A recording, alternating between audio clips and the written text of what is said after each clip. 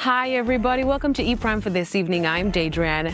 First staged in 2001, now 25 years later, Mello Vibes is celebrating a quarter century. Fireworks, a sea of people, and an abrasive cold front. The cold front was no deterrent for patrons by the looks of things.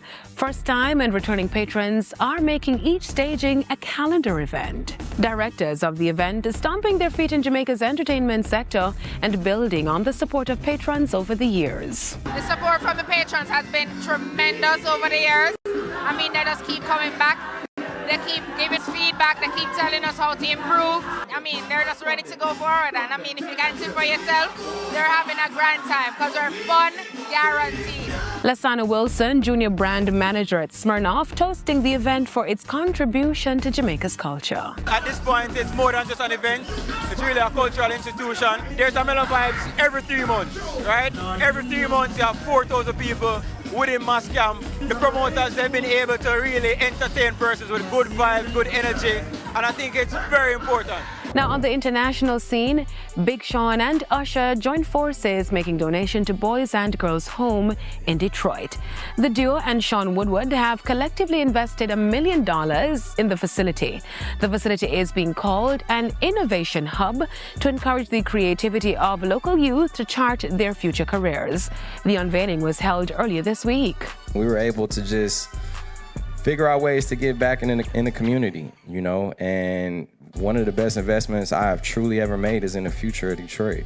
Detroit is, you know, an extension of Atlanta's passion and love for, you know, it's a city that had to rise from the ashes. And in many ways, we all have adversity in life. It's so awesome. As a Detroit native, I'm just so proud of our resurgence in all areas, whether it's downtown, whether it's midtown. We still got some work to do in the inner cities, obviously, but educating young people in this city has always been important to me. The hub on the 5th floor of the facility has state-of-the-art studios for media production, podcasting, and special effects. There are also fashion design rooms. Now, Lord donates 6 figures of her merch sales to Minnesota immigrant funds, Ice Out.